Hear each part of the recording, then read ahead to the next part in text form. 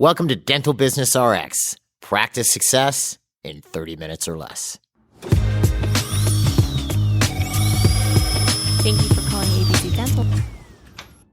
This is part 2 of a 2-part series called the 6 Profitability Killers in a Dental Practice. Now, if you missed part 1, you can hit pause now and go back and listen to that. Or if you're like me, I tend to just jump into things. You can just roll through this episode and catch up part 1 later. You won't get lost. It's specifically we're covering areas of a dental practice, specific categories of expense that tend to go out of control the fastest. My name is Jeff Bloomberg, and I'm your host. And if you'd like to follow along with me as I go through these things, you can download our overhead sheet on the episode webpage, as well as a handout which gives you the overhead percentage by category that we recommend. We have about 20 or 21 categories on our overhead sheet. And this overhead percentage by category gives you a general percentage that we recommend each of these categories stay within. All right, so in last week's episode, we covered the first 3 profitability killers, which were unrealized or wasted potential, loans and leases, for equipment and things of that nature, and marketing. These expenses tend to go out of control the quickest. We're going to hit the next 3 in this week's episode.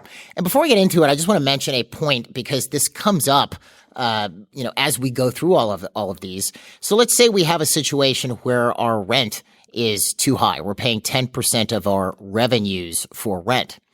Well, there's a number of reasons for that, but there are 3 basic factors that you can apply to any of this because always these percentages are percentages of revenue, what you're collecting. So if you have a situation, there's 3 major things. Let's say you have a situation where you have a lot of managed care, and I talked about this a little bit last week, but let's say 85% of your practice is PPO and you're writing off 30 to 40% for every procedure.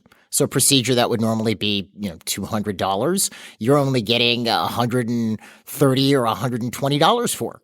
Well, that's going to catch up with you after a while because that's going to be reflected in your revenues. Just because you are doing a pro fee for, 60% of what you'd normally get at full fee doesn't mean you get to pay the hygienist less or spend less on pro fee paste or spend less on electricity to power that operatory. So whether you're getting $120 or $200 for that appointment, you're incurring the same expense.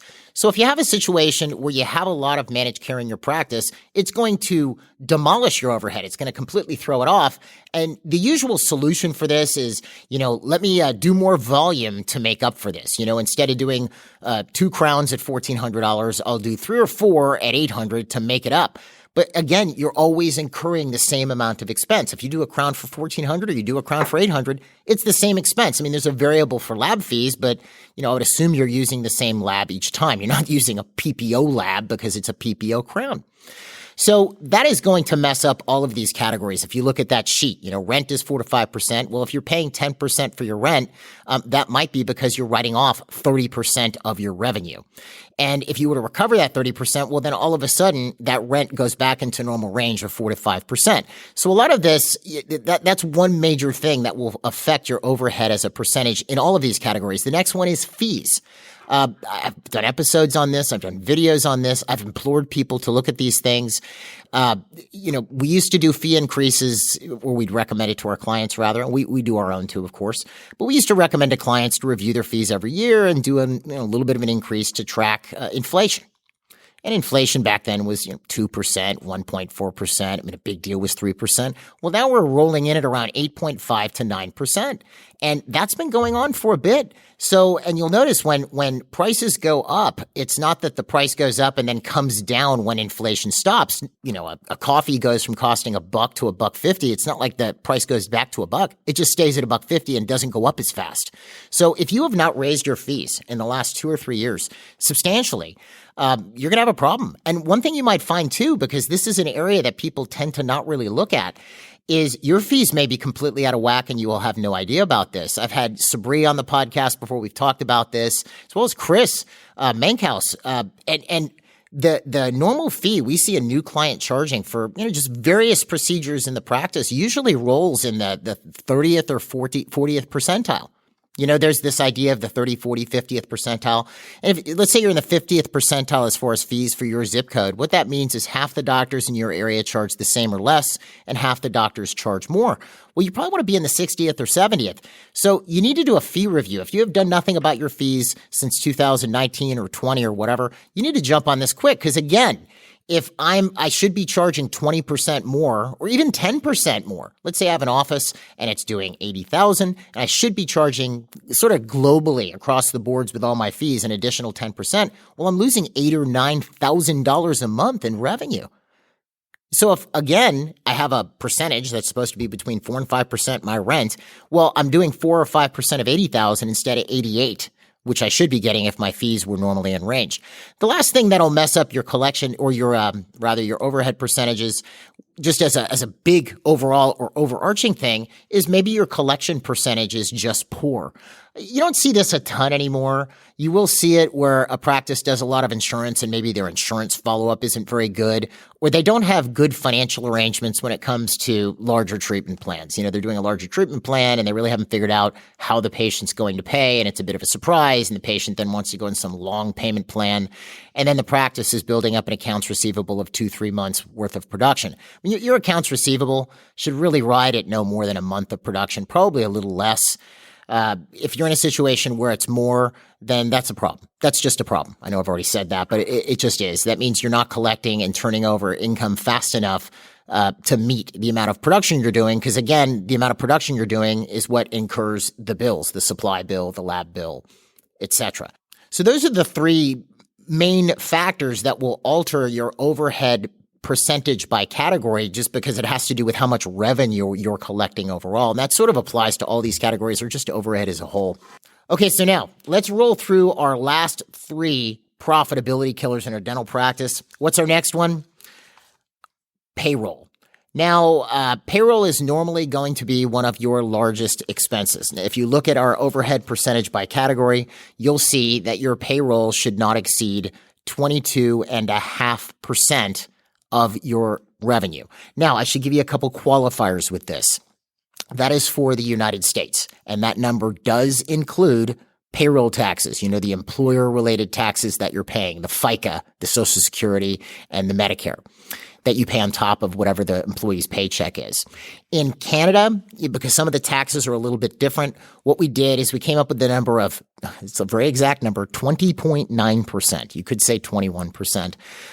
Your payroll should ride in that range, not including employer payroll taxes like the Canada Pension Plan, etc.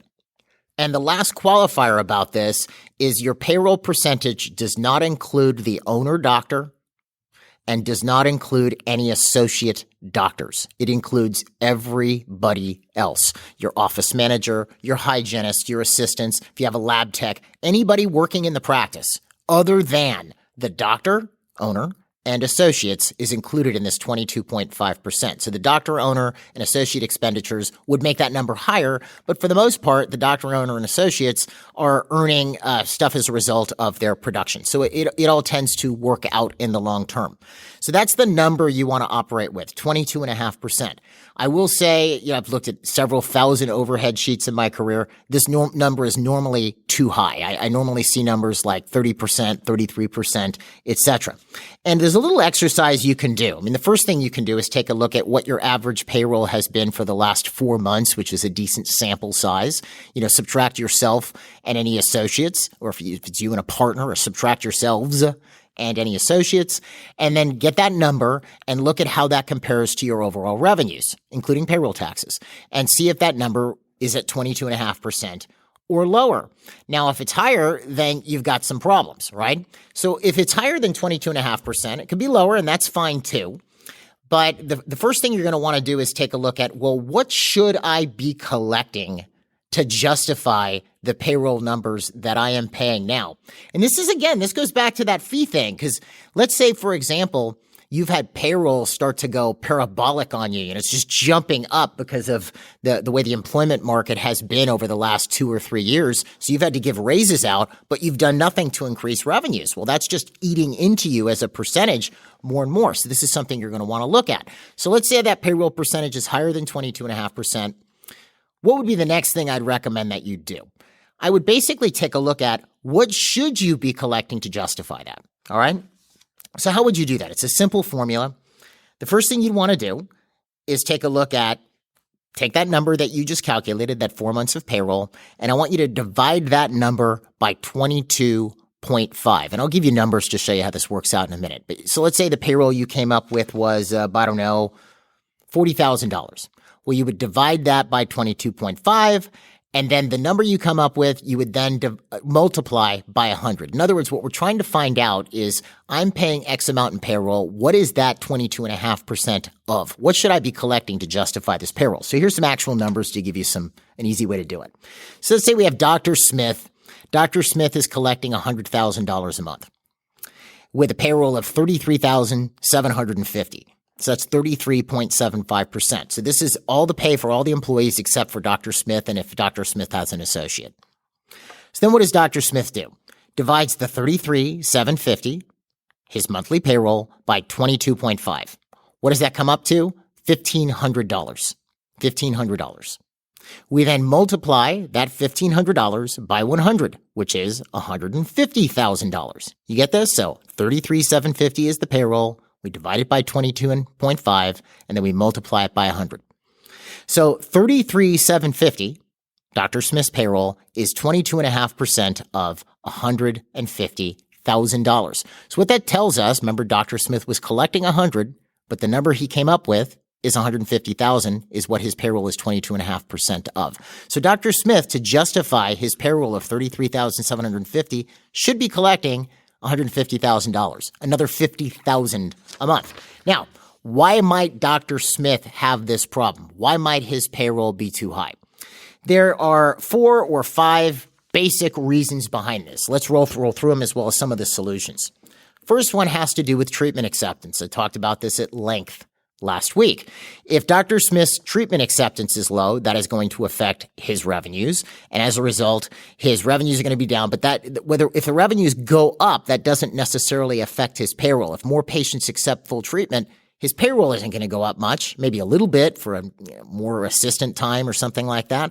But for the most part, it's not. So if patients are accepting those 6 crowns instead of 2 crowns, and the cases go from 2,000 a case to 6,000 a case, as a point, more and more patients are saying yes. It's not going to dramatically affect his payroll, but it will affect his overall revenue. So that's one reason that can lower or rather raise your payroll as a percentage is poor case acceptance.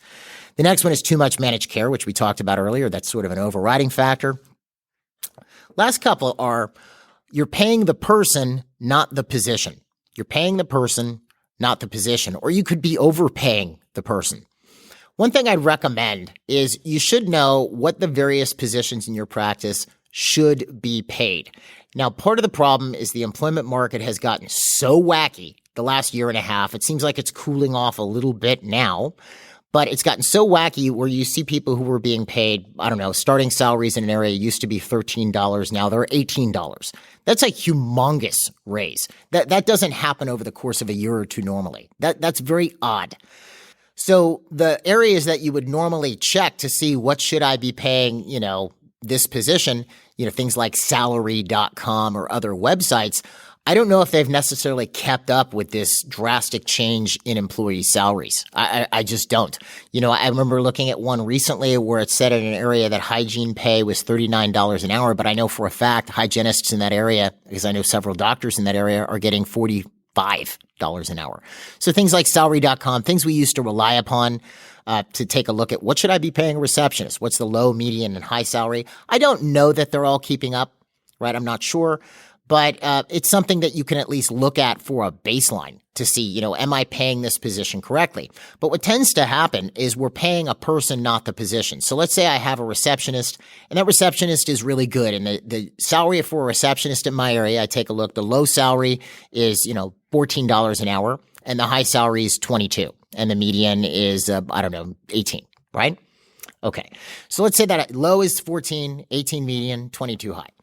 So I've had a receptionist, I've had them for quite some time, and they're making $22 an hour. They're at the top level. And, they've been in the practice for 10, 12 years, so I just keep giving them more money. And eventually the receptionist is getting 25, and my dental assistant is getting 42. I'm not saying these staff aren't great. That isn't the point. There's just only a certain amount that a position is actually the impact it can have on the business. So if a receptionist hits $22 an hour and that's the max salary for an area that you should be paying, well, then what I would expect if this person wants to earn more money is either A, we can put them on some type of incentive plan connected to overall collections for the practice, or B, they're going to have to take on more responsibility because I can't just keep paying them more for the sake of paying them more. That tends to happen. I'm not a huge fan of giving raises just for longevity. I prefer to give them, I mean, that's a factor, but for me, it's more productivity and level of responsibility. Maybe that receptionist takes on more.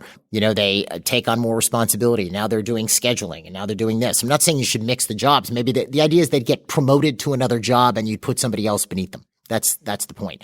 So if someone's going to take on more responsibility, they're a junior manager or something, fine, I'm going to pay them a little more, right? And have some sort of an incentive, but I'm not going to just indefinitely keep paying a position. And I've seen this. I've got into a lot of offices. I've got into over 1,000 small businesses, primarily dental practices across the United States, as on a consultantary type basis. And I've seen this stuff where someone, an assistant in an area maxes out at $18 an hour and they're getting $35 because they've been with the practice for 25 years. And I'm not trying to rain on the parade. That isn't my point. It's just unless they're going to do more than a normal dental assistant does, you can't pay them that much. So that's another reason that will throw your payroll off as a percentage. The last two are misallocation of personnel or underproductive personnel. Let's look at that first one. What does it mean to misallocate personnel? I think I brought this up on a podcast, it was probably about 6-8 months ago, but I remember it just sticks in my mind. I remember seeing a practice that had 3 people at the front desk, 1 doctor, and 1 dental assistant. I'll say that again. So 3 people at the front, 1 was a manager, 1 was a scheduler, and 1 was a financial coordinator, 1 dentist, and 1 dental assistant. I had way too many administrative people doing scheduling and things like this.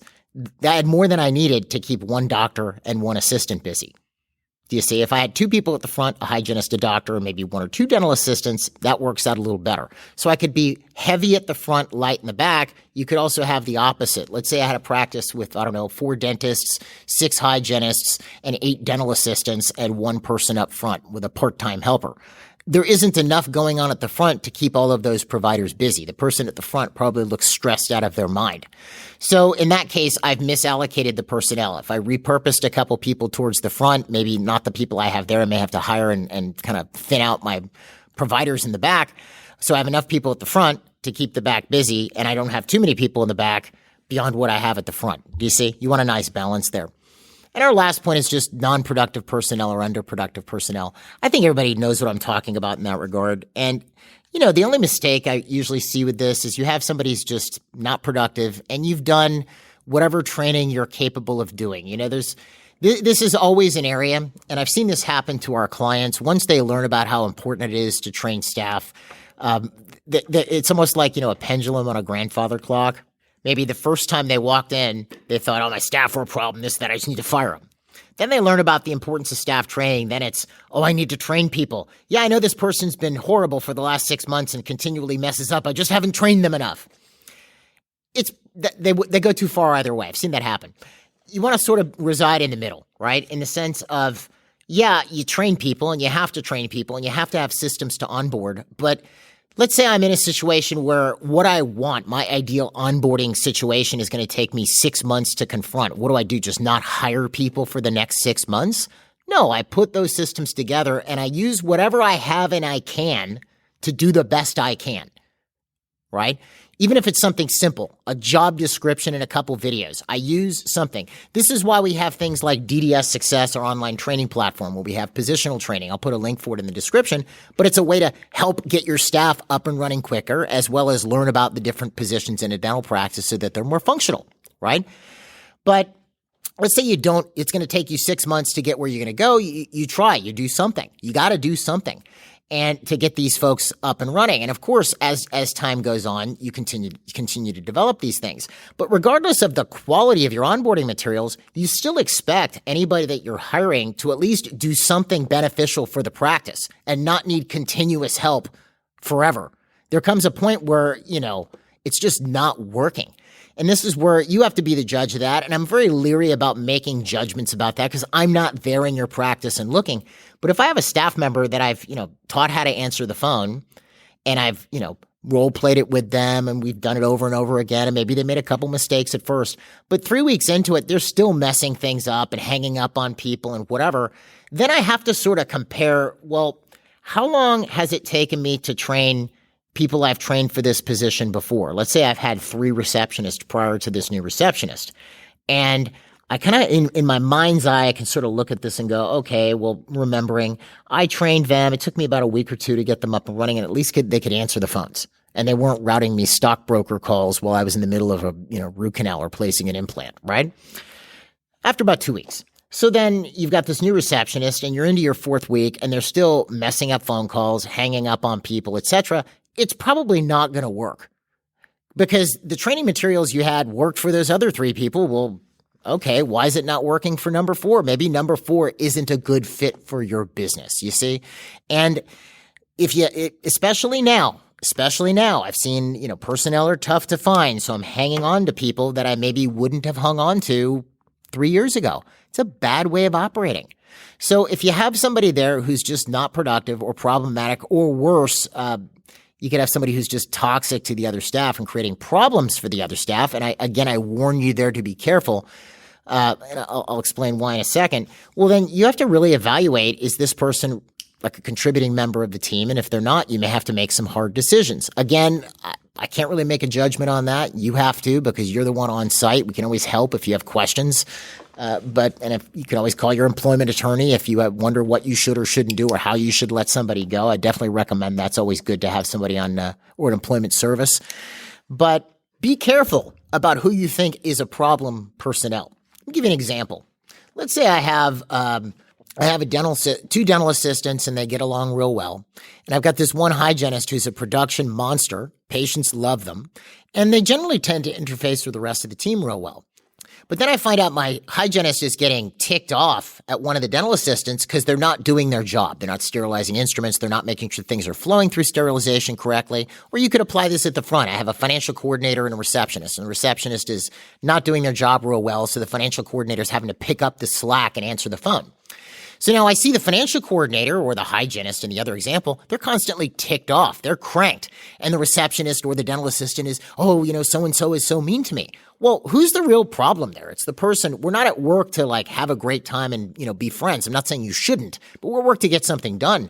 So yeah, the underperforming receptionist or dental assistant is the cause or the source of the problems I'm having with these other 2 staff. So be careful. That hygienist or financial coordinator is not your problem. The other person's your problem. Yeah, maybe they're nice and they smile a lot. They're just not doing their job. So those are the things that will tend to adversely affect your payroll as a percentage. Those are the main things. Of course, there's other things that may throw things off. Those are the main ones. All right, let's get into our next 2 areas. First one is supplies, dental supplies. So the primary problem I see with dental supplies, and on our sheet here, we say that dental supplies should ride between about 6 and 7% of revenues. Can be lower, but it should not be higher. The primary problem with dental supplies normally is it's not set as a budget. So you don't have a budget for your dental assistant or whoever's doing the ordering, and you haven't given them any guidance. And they're working with their rep, the supply rep or whomever they're talking to. And the supply rep says, hey, we've got all this stuff on sale. So they're buying a bunch of composite material that you're never going to use and is going to expire because, they got it on sale. And they're not thinking with it long term. And they also don't know, wow, I only have $4,000 I can spend this month on dental supplies and I don't need that much. So usually this is a budgetary thing. It's a function of budget. So whoever is doing your ordering needs to have a budget for these things.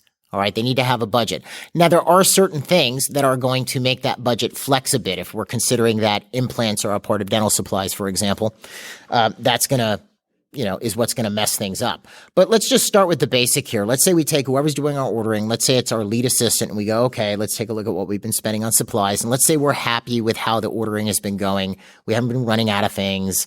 We're not overstocked to the point where things are going to expire and we're going to waste a bunch of money. So we're happy with how it's been going. If we aren't, then that's a whole other situation or story. And we may have to adjust the number that we're going to come up with. Maybe we're spending too much or not too much, but more than we need to. So we go, okay, let's say your budget for your the chief assistant, office manager, whoever's doing this is $7,000 a month. You go, okay, this is your monthly budget for dental supplies based on our average level of productivity. They go, okay, cool. So now they get to control this budget. There's a couple rules. You can never run out of anything. You can't get dangerously low, and you can't run out of anything. You should not be calling other offices because you ran out of bibs. You should not run out of composite material, or if you take impressions versus scans impression material, you can't run out of anything. But you go, this is the $7,000 that you're allowed to spend every month. And then you can even let them play with it in a sense that you're going to empower them a little bit. You go, okay, and if you want to buy something that I don't normally buy, you can actually save a little money out of that and allocate it. In other words, let's say they only spend $6,000 this month. Well, then that $1,000 carries over to next month. So instead of $7,000 this month, they have $8,000. Let's say they only spend another $6,000. Well, that $2,000 carries over to next month. They can save up if they want to buy something cool for the office. Obviously, you have to agree on what they want to buy, but you make them work within those parameters. It also gives them a degree of responsibility for these things. They own this budget, and it gives you a degree of control, and it's something that you can watch. And you also know who then is accountable for it. Now, the only thing that you want to make sure of, too, a couple other qualifiers on this is if something breaks or goes wrong, your hand pieces, you lose 2 hand pieces and it's not due to poor maintenance, they just fry all of a sudden and you're having to buy hand pieces that you weren't expecting, well then, okay, you're going to have to make allowances for that. You may have to spend a little bit more. The other thing too is if, let's say your production number jumps spectacularly one month, just jumps up. You were doing 100 and you do 130, 140. Okay, well, you're going to have to allocate more for supplies now. Because if you don't, that $7,000 you were spending isn't enough. So you have to adjust the supply budget for that month. You just have to account for that, because if you don't, they're not going to have enough money to order what you need. So it's important to make sure that the number or budget, whatever you give them, is real. You empower them by giving them control over this number or budgetary amount. And it gives them the ability to actually acquire things for the practice that, of course, you're in agreement with. It's a little bit of a game for them, which is kind of cool. And the person takes ownership of it, and it keeps your supply numbers or supply budget, rather, under control. All right, what's our last point?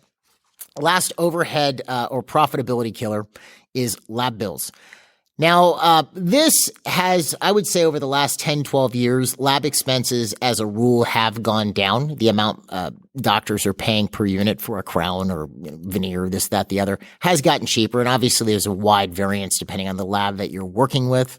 You'll notice on our overhead guidelines that you can download, we list lab as between 8 and 10%. It's a lot less now than that, or than it used to be, although I still know some doctors that pay $300-400 for a crown. They just have this lab they work with. They love it. And I'm in no position to make a comment on any of this because I'm not a dentist. You have to decide what's best for your patients, and ultimately, this is your decision. So if your lab bill is running higher than it should be, let's say as a percentage, all of a sudden it cranks up a bit as a percentage of revenues. I'm not saying your lab bill going up, because your lab bill going up usually means you're doing more restorative work, which is great. It's what you want to be doing. But you would expect a commensurate rise in your revenues so that as a percentage, your lab bill is not starting to go out of whack.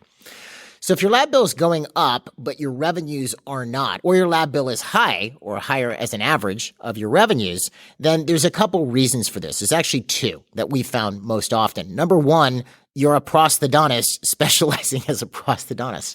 You have no hygiene. You're just a prosthodontist. You're just doing those types of cases. You see patients. You're doing massive restorative cases. You don't have hygiene. You're not doing fillings or endo or anything else. Well, yeah, your lab bill as a percentage is going to be high. The process that I've talked to before, usually it's going to be in the 12 to 15% range because that's all they do. And there's no other revenues to offset the lab bill. All right. So that's a very small, infinitesimally small percentage of the people that are going to have the problem with the lab bill, prosthodontists.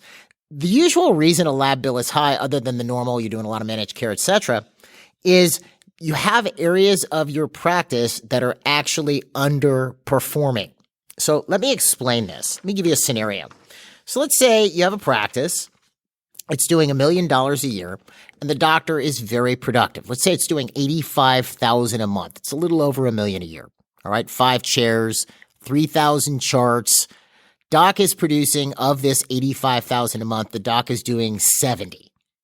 All right, so they're doing a lot of good work. All right, And they have a hygienist who's part-time, and the hygienist is doing 15 a month. So the doctor is doing 70, hygienist is doing 15. They're a part-time hygienist. Office is doing a little over $1 million a year. Let's say their lab bill is $9,000 a month, because what is most of what the doctor is doing? Crowns, veneers, inlays, onlays, etc. A lot of procedures that incur a lab bill. Because the doctor has so many charts, fillings are having to wait, 3, 4, 5, 6 weeks. The doc's schedule is very booked. They're pushing things down the schedule further than they would like to because they're just very busy, and they're also doing a lot of high-end restorative work. But now they have 3,000 charts. With 3,000 charts, that doc should have at least 2 to 3 hygienists solidly booked, and especially if they have a perio program or new patients are going through hygiene. And if you have 2 to 3 hygienists with this doc who's very highly productive, you're probably going to need an associate doctor. So what's happening is the normal bread and butter dental procedures that would be occurring in a normal dental practice, fillings and endo, simple endo, not crazy endo that you'd refer out, things like this are just not happening, or they're being referred out because the doctor doesn't have time to do it because they're doing all types of high-end restorative procedures, and therefore, and the hygiene isn't performing. So therefore, as a percentage of revenue of the overall practice, the lab bill is high because most of the revenue in that practice is coming from this super productive owner doctor.